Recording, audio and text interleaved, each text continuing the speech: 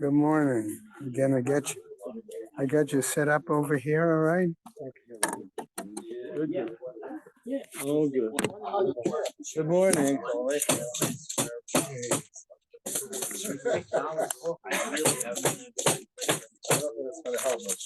Okay, I'm going to start our learning sponsors, gentlemen, please.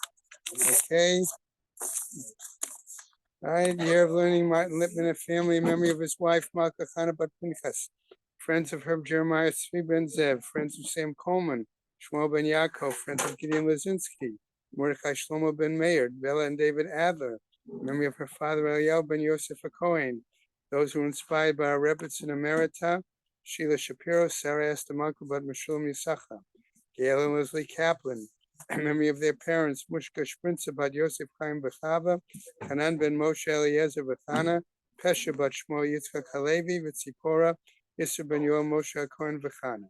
Rexford Friends of Gladys Sherman, Gutta Bud Mayer, Michael Klein and Friends of Judah Klein, Yehuda Tzvi Ben Chaim, Marsha Brana in memory of her husband, Harav Yerachmiel Ben Shmuel, friends and family of Arthur Ritholtz, Mordechai Yudel Ben Baruch Leib Cohen, friends and family of Siggy Bessler, Shalom Shraga Ben Dov, friends of Martin Weinstein, Mordechai Ozer Ben Yisrael Aharon.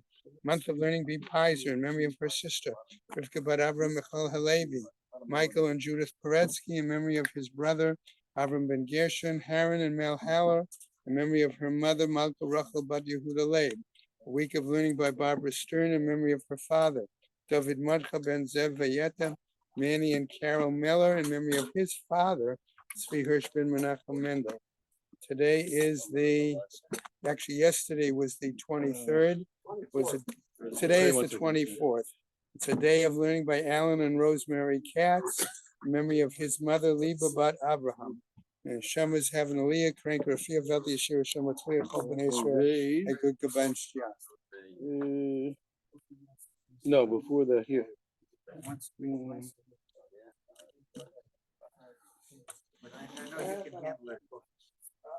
All right, you'll announce. Yeah, I'm looking at it.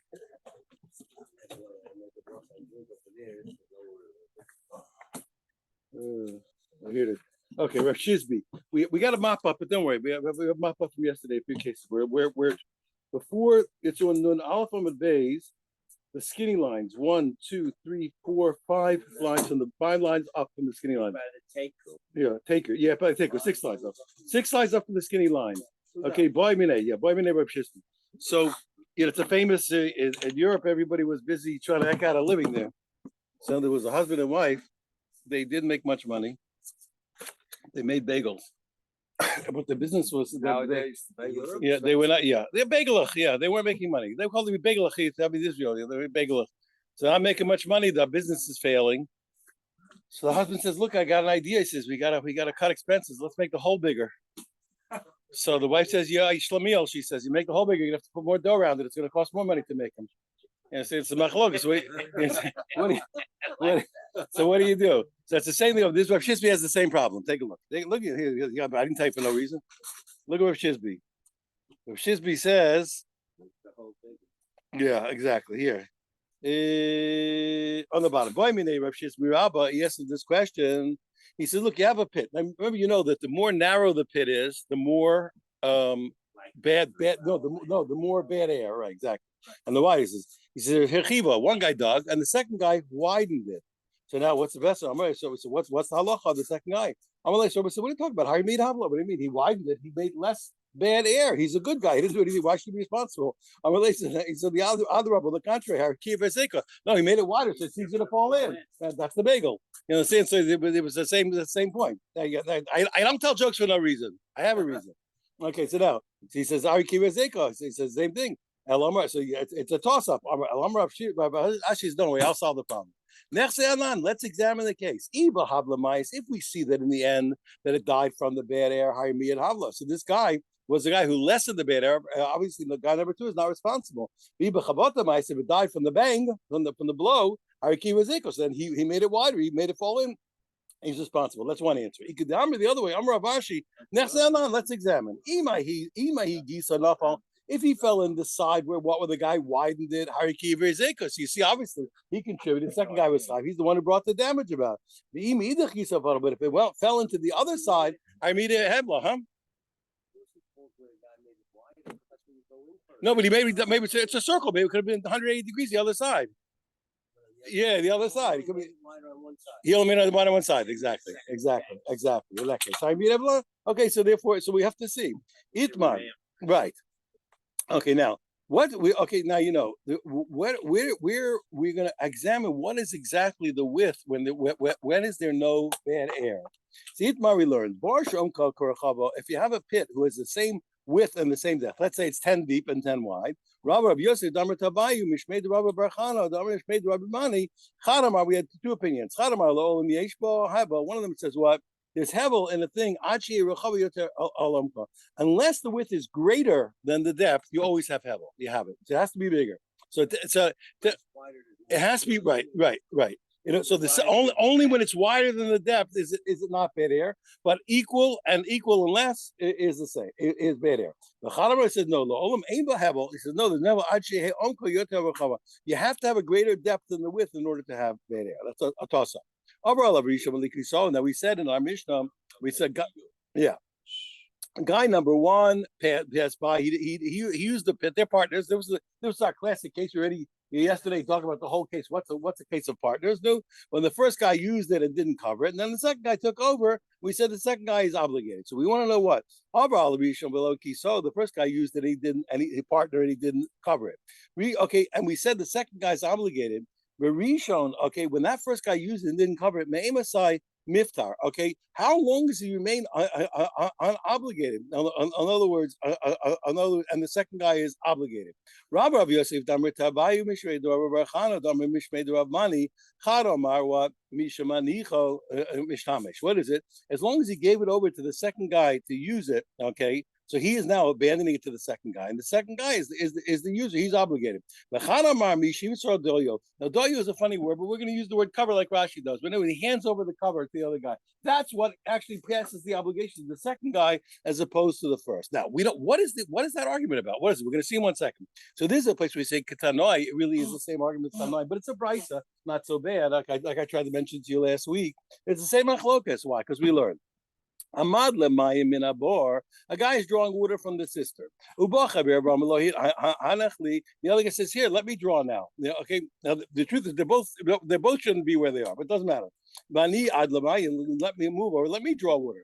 The second the first guy gave over and let the second guy use it, part of the first guy's exempt. The other guy took over the responsibility for the bore. Rabbi Elazar and Yaakov Omer says no. But Rabbi Omer says no. When does he give over the obligation? When he gives them the cover and says, "Here, here's the cover." Says you're responsible. But my commitment. What's the argument? The answer is now. I want to just explain this. We have to be careful. Since I'm a little boy, everybody was always talking about modern times. The question of time travel. Okay, time travel physically is a big machlokas, and what can happen among the scientists, the physicists. But in the Torah, for sure, we have time travel. Now we all know we have a few types. So one of the ways we have. No, that's another. I'm talking about time travel that everybody can do today. What's the time travel everybody can do today? So, for example, whenever we make a deal on condition. If I can set up 10 years ago, I can set up a deal that today you're going to decide what happens in the past. If I make a deal on condition today, I hold the keys to the past. I can actually, I'm sitting here now 100 years later, 10 years later, and I can affect the past. I have legal time travel is not a problem. That I can do. I can set up a position where I can do something now for earlier. Now, but that's called a tanai. But there's a thing called brera, which is another thing. When a situation is undetermined in the past, and then a decision is made in the future. The question is, does it determine the true legal status in the past? Not when it was conditional. Not we're going to see, and that's called brera. That's called argument of brera. Brera is machlokas throughout our learning. Brera is machlokas whether we say that the future decision shows retroactively determines the past. Okay, what's the argument? Michael, so what was the argument? Whether he can just let the other guy use it and it's passed over, or he has to hand over to him, so to speak, the responsibility physically. So Eliezer ben Yaakov holds what yesh brera. It really is what that everything is determined by the later action, and therefore what? When you have two partners, we always have this question. Here, two guys are a partner in a house. So new when he walks in, is he trespassing the other guy? If they own half and half, maybe he's trespassing the other guy's half. This guy's trespassing the other guy's half. So one way is to say, no, don't worry about it. It's Brera.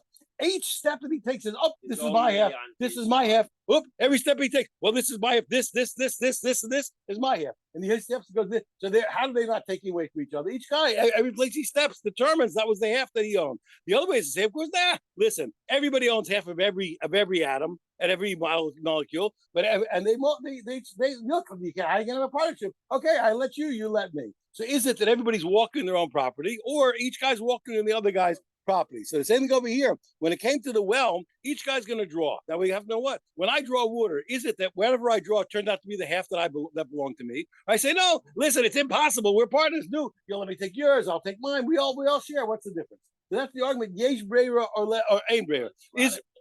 Okay, but say for our purposes. So the thing is, what the question is, what am I always drawing my own water, or or is the guy, or do I do I take over for the other guy? I'm watching his part. I'm watching his water. I'm responsible for his water because I took over. Okay, now so therefore what? So according to Rabbi Elazar ben Yaakov, what there's Breira. This guy is drawing from his own water, and this guy is drawing from his own water. And therefore, when the first guy tells the second guy to use it, the second guy's not a borrower of the first guy's water who took over responsibility. You're right. No, he's a balabas, okay? He doesn't have to watch the first guy's part. He's only responsible for himself. And therefore, according to that, only if the first guy's going to hand over the cover and say, here, you take over, you're responsible. He's not responsible. They both be responsible. But no. This is aim brave. The rabbis say no. So we don't allow retroactive determination, and therefore what really what everybody's using everybody else as by definition. Therefore, if he takes over, so he's watching the other guy's stuff, he's responsible. He took over responsibility without any formal passing over of the baton. Amra Avina Tamayu, he says what? And the truth is what? The Relez ben Yaakov the Rabbanan follow in general. We can see this is what they held in other places. Because the time we learn, for example, two guys are partners in a house and they can't stand each other. Each one swore that they're forbidden to get any benefit from the other, or the other can't get benefit from them. Either way, you can't get benefit from your partner. No, how can you walk in the house? Every place you step, you're going to benefit from your partner's half. It depends. So the first opinion says, well, it's really the chutzner. They can't. Neither of them is allowed to walk in. Okay, that's the opinion of the rabbis. But Yaakov says, nah, they're allowed to go in. This guy's walking in his property, and this guy's walking his property. They're not benefiting illegally from each other that they swore off. What's the argument? Yaakov Savar, what is he hold? He holds this retroactive determination, and therefore what? Each guy's always walking on his own property. He's not benefiting from his partner. I say no, there's no retroactive determination. Therefore, each guy is really letting the other guy. Each guy is illegally benefiting from the partner that he was sworn off from. Let's say again. Now we're going to learn a little bit about kinyanim over here. Now, just to remember, we have different ways to acquire something. You can acquire something by money. You can acquire something by a document. There's also a principle called chazaka when it comes to properties. How do you acquire property? So you go and you act like you act like you own it. You go in, you act like you own it. You fix it. You open you open up, you close up. You make a repair. You show you're a balabas. Now the only thing is what.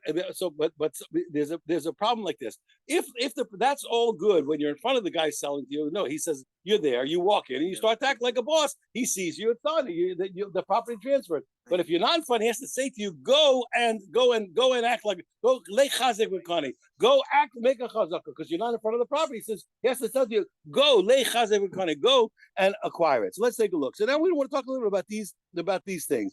If a guy wants to sell a system to his friend, the second he gave him over the cover, he acquired it. So Gemara says, "Hey, dummy, what are you talking about? What? Whoever heard such a thing? Since when do you acquire property this way? What's the ways you acquire property? By kesef, by payment, by shtar, by a document, or by chazaka, or acting like a balabas. That you take possession. If the way they made the deal was money, who needs the cover to transfer? The second he gets the money, the deal's done. Okay, but that's not the way he says. Okay, if he's going to acquire it by what? By possession. No, let him go and act like a balabas, and he got it. Okay, no, the old says, I'll tell you why we said he has to pass the cover. Here's the case: he's buying it really by taking possession. The guy has to say to him because he's not in front of him. The place is not in front of him. He has to tell him what, go and take possession and acquire it. But so there, even though he didn't say the words, the second he gave him the cover to guard the thing, command that is the equivalent, the legal equivalent of saying, go and take possession. If a guy sells a house to his friend, when he gave him the key, the guy was already kona. It's the same thing. It doesn't make any sense. What kind of whoever a key? A key's not an acquisition for property. We have kesef, shtar, and chazaka. What's going on? Hey, chidami, what's the case? Says the Gemara. Iba kaspa, if it's a monetary sale, likni kaspa, when he pays the money, so that's the deal goes over. Iba chazaka, if it's possession, likni chazaka, let him take possession. What's this business of passing over the key? We're talking about he really is acquiring by taking possession. But since it's out front, what he has to say to him, go and take possession. By giving him the key, command. It's as if he said to him, what? Go and acquire it. Sometimes actions do the same thing. Now, I want to explain something which is interesting. We have, when it comes to animals, you can acquire an animal by meshicha, by making the animal walk. You can either call it and have it walk toward you, take a stick and hit it, and make it walk. But you can also by what? You can also by mesira, by having it handed over to you. There was animals. So either you grab a hold of its body, you grab a hold of anything connected to its body, the reins, its hair, anything that's connected. It's the equivalent. I had to take a wheel and lift up a cow. But you grab a hold of its body. You grab hold of its body. It's hard to lift up a cow. You grab hold of it. I'm afraid of cows. I worked with cows when I was a kid. Oh my goodness! They break your foot. You don't want in 1 second the cow walks to your foot. You got to broke it. They're terrifying, those things. Anyway, so he says, yeah, right. Camels even heavier. So we have a problem. Again, acquisition. So what? Now I want to explain one more thing. Now you guys who grew up in the West, I'm just in Brooklyn. So you have to know when you have herds are always a problem. How do you make a herd? How do you make a herd move?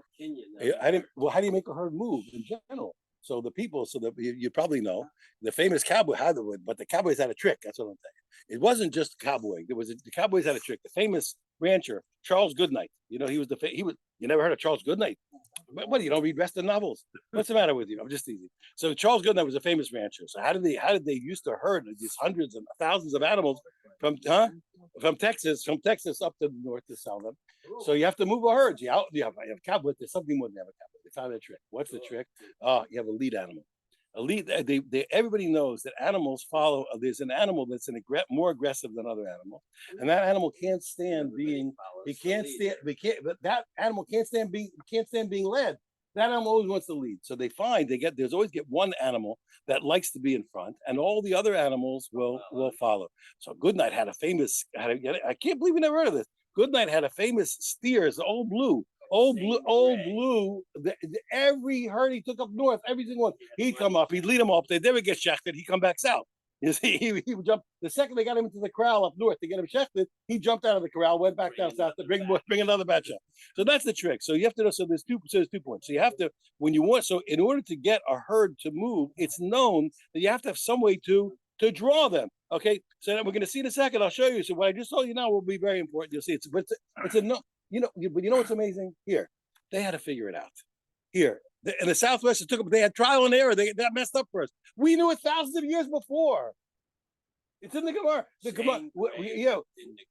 I'm saying, but we knew these solutions. We knew these solutions before they even had the problem. It's in the Gemara. We always knew these tricks. I'll show you in 1 second. We always had it.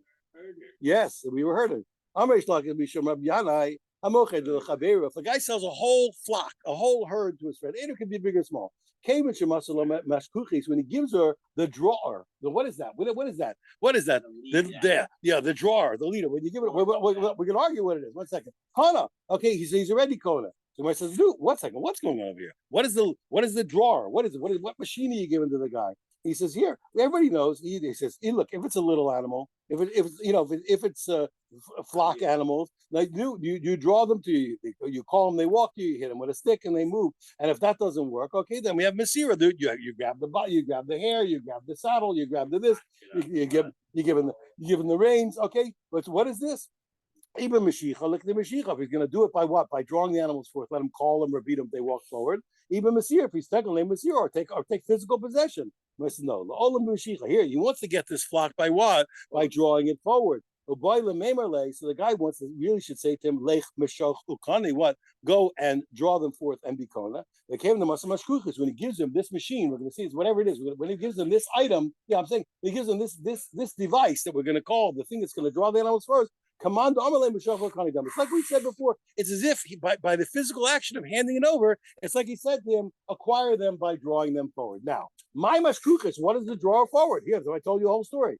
So here they said what kakashta. Some people said it's the bell, but now you should know that a lot of guys, and also Charles Goodnight did this, by the way. Also, what? Once they saw the lead animal was good, they put a bell on it. Because wait. I want you to hear what I'm saying. So they figured out once they saw the lead animal was good, he already put a bell on it. Why? Because it was even better. Then the animals didn't always have to see the lead animal. The animals just heard the bell, and they could move thousands of cattle. So over here we have a little bit of machlokas. We say karkashta. Is it just the bell that the shepherd brings himself, or some people are going to say, well, it's the bell that's on it's the lead animal with the bell. Everybody figures out this trick. Once you get a good lead animal, you put a bell on it, for crying out loud. Let the animal. You got thousands of animals. Okay, now furthermore, Crying out loud. yeah, banging out loud. So Yaakov Omar, okay, Isa the Azlaray Shedras. He says no, it's just the sheep itself. It's the lead goat, the male goat that they're all going to follow. Okay. The Darsh Hahugalila, the Rav Chisda, like he explained, he said like, but so the main point is what? Say it's the same principle before. By physical actions, like he said, acquire it. And we just said what was the thing? He handed him the device. Okay, he handed the device as if he said to him, "Go and draw them forward and acquire it." Same principle. Now this is a terrible, a frightening mashal. Kiragi, but like we learned, they said what? Kiragi's raya. When the shepherd is angry at the sheep, raya alana. When the shepherd is angry at the sheep. Abid Laganda Samusa. He takes the lead animal and he blinds it. Why? Because since all the animals are going to follow the lead animal, if he blinds the lead animal is going to walk into a ravine, all the animals are going to die. Rahmanas, so what happened when the Jewish people, if Rahmanas, if we don't behave properly, Hashem gives us bad leaders, and they lead us into terrible places, a terrible punishment. You know, my first father-in-law, rest in peace, was a very, very smart man. So years ago, like towards the '67 war already. So there was always anti-Jewish stuff. There was always Arabs again anti-Jewish. You know, so he's in Queens. They're coming home from shul Friday night, and the guy who come out, they say to him, "More power to the Arabs." He says they should have generals like you. Okay. I think this is here because it's ultimately bringing the animals into a pit. Yeah. Good point. Okay, now, the new Mishnah. Kisar Rishon. Now this is a different case. Okay, the first guy covered it after he used it. The first guy used it and he covered it. Okay, the first one of two partners. Well, first guy covered it. After the first guy fulfilled his obligation, he covered the pit, and then the second guy found it open. Okay, why? Why happened? Why? For example, it rotted out and it crumbled. Okay, it got wormy. Yeah. Okay. But look, he saw a sheni. I would look. He saw, and the second guy didn't cover a sheni chayiv. The second guy is obligated. Okay, even though what? The second guy is obligated. Okay. Well, yeah, and even if he didn't have a cover, he should have put watchman in front. Okay, now we're talking. The mission now is not talking about partners anymore. That was partners, now non-partners. Any owner of a pit in the public domain, for example, he covered it properly. Nevertheless, an ox or a donkey fell into the mace and it died. Patri example. Why? Because he did his job. Remember, because the Torah told us that the guy's going to make a bar and he's not going to cover it. He covered it. What do you want? Loki saw Gora, but if he didn't cover it properly, if he didn't cover it, then he fell in Shar Chamar, the donkey or the ox or the donkey fell in Mace Chaim, and he died. Then he's obligated. So that seems superfluous, and we're going to deal with it. And you have to just know one thing that's very important, even though we don't know it yet. We're going to see it in a minute, but it's a given. The whole din of a boar is not by, let's say, a normal ox that can see well and everything. If that ox walks into the pit in the daytime, you're not obligated. The ox, there's no reason for the ox to have fallen into the pit. It would have known it. It has to be an ox that wouldn't have seen the pit, or it's at night, etc. We're going to see in a second. But a normal ox walking to a normal pit in a normal day, you're not obligated because it's not normal. It's not normal. Right, exactly. Right. Okay. Now we're going to say what? Let's say what? Huh? Good for you. The Gemara's gonna ask. One second. Okay, wait 1 second. We're gonna talk about it 1 second. Okay, now now let's say a guy had a pit and he hired a guy to widen the pit. So the guy's in there with a pickaxe, widening the pit. And then what happened was instead even this ox, which you normally wouldn't have been obligated for because it can see it shouldn't have fallen into the pit. We call it kriya. The sound of the pickaxe widening the pit frightened it or startled it, and it fell in. Chayev, okay, the owner of the pit is obligated. Okay, but if it fell backwards, okay, we call it if it fell backwards because of being startled by the sound of the pickaxe, part of the digging part is exempt. Furthermore, let's say an ox and its utensils, which are brittle or hard, chamar b'kelev or v'nishabro, and those things broke. Chamar b'kelev or a donkey and its utensils, which are soft, okay, and therefore when they tore, chayev ala behema or pater l'kein, is obligated for the animal, obviously, okay, but he's exempt on the utensils, as we know, because we learned the famous drasha, shor below adam, chamor below kelim, a donkey, and not utensils. Let's say the ox was deaf and dumb, the ox was imbecilic, or let's say the ox was a baby, it hadn't learned yet how to be trained to notice to stay in the plow, and if they're wild. Chayav, okay, the balabor is chayav. These are not oxen that should have known, should have seen the pit. And therefore, what the owner of the pit is obligated even in the daytime. Furthermore, now this is a big chiddush. Ben Obas, even though it's a little boy or a little girl that fell in, and they can't watch for themselves. Evedo Alma, even if it's a slave or a maidservant who you might think have the same rule as property as an ox. Okay, Potter, he's still exempt. Okay, why? Because the Balabar is Potter in any human. Okay, because we learned who died because it said shor below Adam, it's an ox and not a man. So therefore, what? There's no obligation for death of a human, even though in these cases you might have thought, but you might have thought it was fine. Very strange. Yes. But again, and I was going to explain again. I sound like a broken record because I am sometimes. But the answer is again. Remember, the Torah did not decree payment in every case. We don't over. What's the word? Overtax the whole society. There's a point where life has to function. There'll be X amount of mishap, but not everything gets paid for. I told my mother's father, may he rest in peace. Yeah, my mother's father was an environmental expert. So when I was a kid, this is way back before modern times, So he told me, he said, when I examine a factory, he says, I don't look for zero pollution. He says, we don't want zero. He says, we love all the manufactured items that we have. We live a very good life in a industrial society with all kinds of goodies that we make in the factories. He says, I look for tolerable pollution. He says, so we can still have manufactured goods. So there's always, you have to know, in any society, you're going to have X amount of unrequited damage, but that's part of society. The Torah always do it. Okay, now we have a problem like this. When you told me that the first guy did his job, and now the second guy finds it uncovered. Okay, how? But it became uncovered not to the first guy's knowledge. So how long is the first guy? As far as he recovered it, when does he stop being exempt? When does it happen? Now he has to pay. He has to know that the thing's uncovered. When does he resume responsibility? How long does the first guy remain exempt? Until he knows. Okay, once he knows, okay, then he's already up. Then he's already obligated. They can tell him. Yes. Ushmuel, himself. Yeah, he himself passed by. Ushmuel Amar b'kadesh.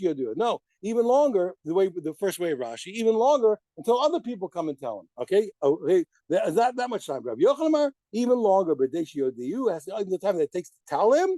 But Yishkar Paul, he's going to hire workers, and chop down trees. And cover it up. He gets a larger grace period. He said if you cover it properly and then the animal fell in and died, he is exempt. The Gemara says, look, there's your kasha here. There's you want it. Came in the kisal koroi. What do you mean? If he covered it properly, why did it fall in? This is a place where it rotted from the inside. It was wormy on the inside. He wouldn't have seen it. You understand? Even a responsible guy that would have checked his pit and checked the cover wouldn't have seen that this cover was about to go. Right. The wood is rotting from the inside. Right. They asked this kasha, now this is a famous problem. What if he put a cover that can take the weight of oxen, but it can't take the weight of what? Of camels. And the camels came and weakened it. And then the oxen walked on the weakened cover and fell through. What's the halacha? What are we going to say? What are we going to say? Should we say, look, he did his job, okay, or he didn't do his job? Is he exempt or not? Amri, they said, come on, what are you talking about? Examine use your head, examine the case. If it's normal for camels to pass by this place, he was negligent, and obviously he has to pay. What's the problem? The camels are not common to come through here. Honestly, then it's completely against duress. It's beyond its control, and he's exempt. Says, no, I'll tell you where the question is. The out of the prokim, they come sometimes. Once in a while. It's not common, and not never. Me, I'm reading. Do we say came after the prokim b'shehu? Since they do come sometime, he's considered negligent. He should have taken into account. Odilma may have to say no, maybe no. Came in the hashta. Since at least in this season, there's no camels around. Okay, we say honestly that it's beyond his control. Yeah, it's beyond his control. Toshma, come, I'll bring you. You have to bring a proof. So here, where it's somewhere in the middle. Well, I'll try and bring you a proof with the laws. Here, you told me what if you cover it properly and then the animal fell in and died, that he's exempt. Hey, dummy, what's the case? If he covered it properly for oxen and for camels, okay. Hey, how did it ever fall in? Whatever happened? Elalav, what's the case? Must be what? It must be a case where he covered it properly for to take the weight of oxen, but not to take the weight of camels. Okay, and then the camels weakened it, and then the oxen fell in. Okay, but my partner. And if camels were common, he shouldn't be exempt. Hosea, because he was negligent. If there are no camels, Pshita, it's obvious. So it's beyond his control. Else, since anyway I look at it, it makes no sense. Either it's obvious or it's nonsensical. He says, it must be our case, must be the middle case that the Mishnah was coming to teach me what. They come sometimes. And camels came in that case. He put one that was only good for oxen. The camels came in weakened. The oxen came in and fell in. And it taught me Partner is exempt. Alma comes to prove, you see what we wanted, came with the hashta leka. Since now there were no camels, okay, therefore what? Honestly, he's considered what? He's considered to be beyond his control, even though he could have thought as a far possibility that they would have shown up. Amri said, "Get out of here, Lo. We answered this question before. You never heard of worms? Lo, the guy covered it completely properly, also for oxen and also for camels. And even if camels only come a little bit, he didn't make it strong enough for camels. He will be what? He'll be obligated. But the question was, how they fall in? Like we said before, it was wormy from the inside and he couldn't see. Toshma. Okay, again, I'm going to try and bring you another proof. If he didn't cover it properly, the animal fell in and died, he is obligated. What's the case? If he didn't cover it properly, not to take the weight of oxen and not to take the weight of camels, Pshita, obviously what? Obviously he's obligated. Why have to tell me he's obligated? You have to tell me he's obligated? Elalav must be what? Must be what? That he covered it to take the weight of properly for oxen, but not for camels. What's the case there? If camels are common to pass through here, he's negligent. Of course, he has to pay. Okay, and what? And if there are no camels, it's beyond his will. Okay, why is he obligated? Elalav, she forced to say, isn't it the middle category? The camels come, yeah, sometimes. And the camels came and they weakened it, and the oxen came and they fell in. You see, obligated alma from here. You see, came down to the prokim. What you see? Since they're gonna come, even just sometimes. Poshehu, that's still considered what negligent. The boile asukitaiti, he should have kept it in mind. Gemara says no. Gemara says what? The olam koroi l'shvarim, the lo koroi l'gemam. He says the case is what? Where he did it. I can still tell you he did it properly for oxen and not properly for camels. And camels do come. And according to your kasha, what? So obviously, what? It's obviously obligated. He's negligent. The answer is what? You're right, and it was for no reason at all. But I did the Nasa Reisha Kisar Koroi. You don't have to find a special case here. Since the Reisha had to teach me the format of what? Covering it properly. Sefer Nami Lo Kisar Koroi. It also told me in the Sefer the parallel case that he didn't cover it properly, and there's no. Why? Because we want to, like I told you many times, for pedagogical purposes, we want to write the Mishnayos in balanced ways so that people will what? Will remember them. It's very important. Memory is gigantic. The Tanoim and the Mar were the original Sesame Street. He said, I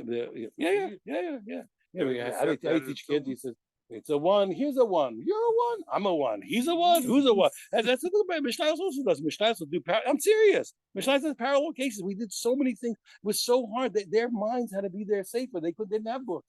You had to have it in your head. You had to have it in your head. And I if I made this up, you could throw me out, but I did.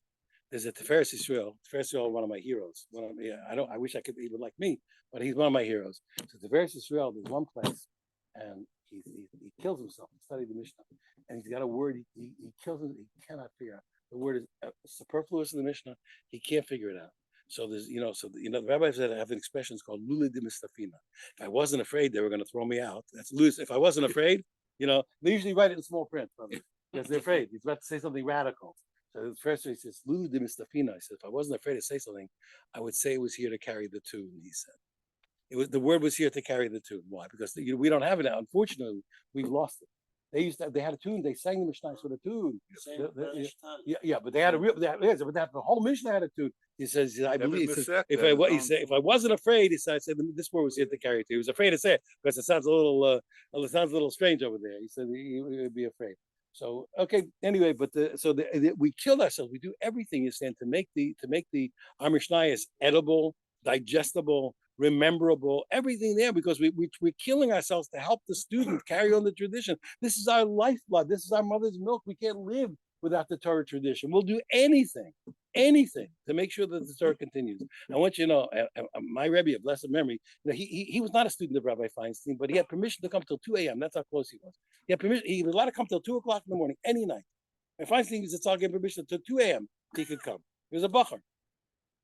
So he used to come, and finally he was going to get married. So he came to Rabbi Feinstein. He said, Rabbi Feinstein, when I get married, I want you to come to my wedding. He says, of course I'll come to your wedding. Rabbi Feinstein says, look, I'm gonna send somebody in a car to come and pick you up. He says, no. He says, okay, I'll take a bus. So he says, you're gonna take a bus? He said, and he listened to what he said to him. He said, what don't we do for a Ben Torah? What don't we do for a Ben Torah? What would you do for a person a Ben? What do you mean? Of course, I take your Ben Torah. Wait, I take a bus for you? I direct quote. What don't we do for Ben Torah? So certainly, if in every way, for learning, we do anything to make it possible to guarantee that our students are going to carry on the tradition. This is our whole life. This is all we know. We'll do anything. So it's critical, you understand, that the Mishnayos are written in a way and to sing them in a way, etc., etc. We do anything to make sure the tradition is going to pass on properly. That's all. This is what we live for. This is what we live for. I want to tell you one thing because I'm not late. Listen to this. I'm not late today. Listen to this. I got an extra minute. When I was 20 years old, I was in the base medrash, So I was in Eretz Yisrael before the old generation cleared out, And one day I go to the shelf to pull off a Gemara, and instead of seeing the lovely, familiar, gates with the two lions, with the Hungarian lions there, and they're Hungarians, those lions. By the way, look at the faces, you'll see. Look at the faces, you'll see Hungarians. So you look with the beautiful gate, with the robes and the thing, etc., etc. Instead of getting the familiar, beautiful gate of the Talmud Bavli, I open up, and there's a yellow page, bright yellow, and red, and black, red and black print, and on the bottom is a drawing of a pile of hundreds of corpses. Of dead people, skeletons. I open up. I'm in shock. I'm in utter shock. I never saw things like this before. Utter shock. Big red print. You understand? And black and yellow, and corpses. I don't know. I'm looking at it. I turn the page, and they say, you know what? We got this money from the Germans. Says, and we're going to get them back. And you know how we're going to get them back? We're printing a shas. And people are going to carry on the Jewish tradition, and that's our revenge. Listen, this is our answer. There's our answer to these wicked Rishonim. So what we printed a shas, and we're gonna carry on teaching Torah. That's our answer. That's our answer. I never changed my life in 1 minute. I didn't see myself. I don't know. I must have turned colors. You say when I saw it, but it changed my life. So that's the answer. Here, what's our answer? Here, we're printing a shot, so we're going to teach it to our children. You're not killing us. The Judaism continues. So we do anything. The word from the sponsor here. Okay. Toshma. Okay, furthermore, here. Okay, so the answer is one. So it's no chiddush. We did it. How to be remembered? Ika the Amri what? Some people say like this. The whole suffix is a different suffix. Okay. Hi nami vadali bailan. Even the original question that I told you that the camels sometimes come, sometimes not. That's no problem. Why? The cave in the achin the prakam poshehu. Since they come sometimes, it's poshehu. The bale daiti. He could have kept it in mind. I just want you to be careful. One thing. You probably, if you didn't ask it, you should have asked. I was expecting something like this. We have a principle. If we say in general, if you're negligent at the beginning, even though the end was an accident, you're obligated. So why is it a pile here? I'll tell you the trick. For no money, even though it's the weekday, I can collect. I'm not charging, even though it's a week. Yesterday I didn't charge because it was Shabbos, but even today I could charge. I'm not charging. What is that? What's the difference? When did we pass in the tchilaso b'pshia the sofa bonus is when the onus comes from the pshia. It's the accident is also a result of the original negligence. But over here, the accident and the negligence are not connected, so it's not an automatic. It's not automatic wash. Okay, but he's obligated. Key by alon hachi hudiban. This is the problem. Okay, key so what? He made a cover that's strong enough to hold the weight of what? Of the oxen, not to take the weight of the camels. And camels are common. So what's the problem? Obviously, what? And it rotted from the inside. It worked from the inside. Now that's why I told you.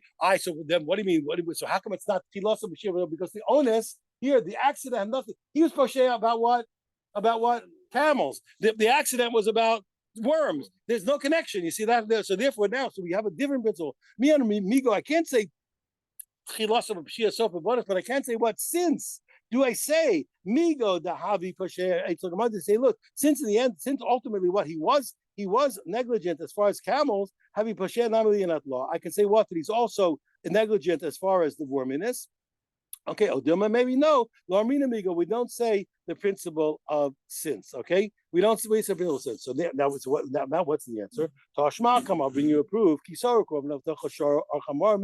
Mishnah told us when he covered it properly, and then the animal fell in and died. He's exempt.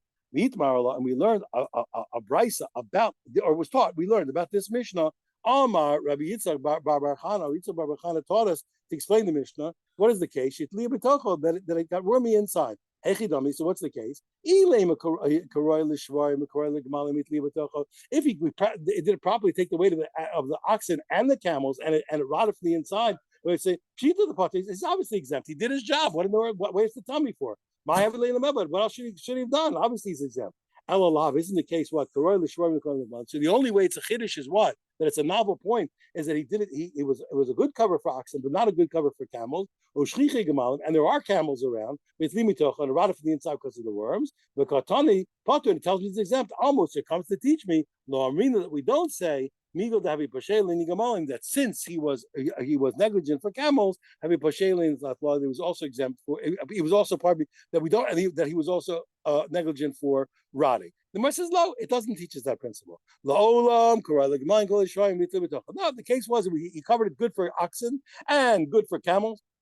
And it rotted from the inside. Or the Kakashlach, you're going to say 1 second. So if he did everything he could do, obviously he's exempt. What's going on? He says, I'll tell you why. He says, well, your kasha was Kiat Liya Mai V'lei Mebed. You're going to say, what was he supposed to do? I says, no. Even though he did everything he was supposed to do, Mao de Tema, since you might have thought, a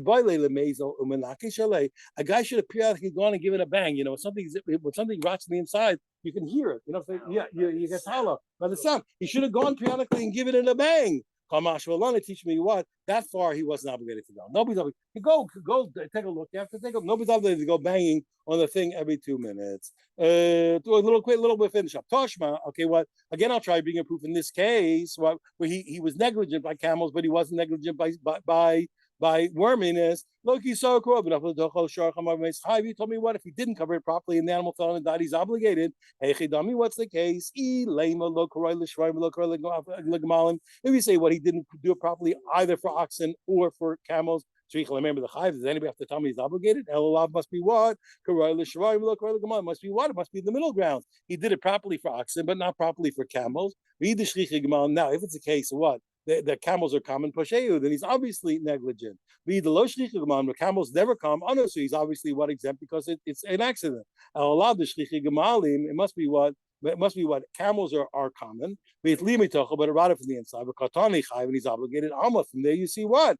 Amina migo. We do say since since he was negligent as far as regards camels, he's also negligent in regards ruminants. So they said, no, it doesn't prove the point. It's the same case. He did it properly for oxen, not properly for camels. Camels are common. And the camels came and weakened it. And then the oxen came in and they fell in. And you're asking, so obviously what? He was negligent because camels are common. I did the nasi ratio, the same you said before. Since the beginning of the Mishnah was that you have to cover that we're covered it properly. Nasi seifa so also the seifa talked about the case where he didn't cover it. But really, what it's not for a chiddush is to keep the Mishnah parallel. Tashma, one last shot. He says, "Come up, bring your proof." We learned in a brisa, if an ox fell in that was deaf and dumb, that was imbecilic, that was too young to know what it's doing, suma, a blind ox, or alternatively, even a healthy one, but it was nighttime. So nighttime, chayav, then the owner is always obligated. But an ox that's in full possession of its faculties and it's walking in the daytime, then the owner of the pit is exempt. Why? Because the ox should have seen it. Why is he exempt? Why don't you say name him since he's negligent as far as the ox that can't find its way? Okay, so he's also negligent for the one that can't find its way. We hear clearly, from here we see that we don't say since he was negligent here, he's negligent there. Indeed, that's a good proof. Everyone have a wonderful day. What I don't understand is there should be there's always a constancy with the worms. What's that? The worm is constant all the time. So So there's the same thing that we asked for the things like there's a certain point where the Torah stops obligating you. It's too much. Life has to go on. That if it was so common, you're right, we'd be obligated. It's the thing that happens, but not so much the person has to sit and worry about it. We just can't. We can't. There's a limit to what you can do.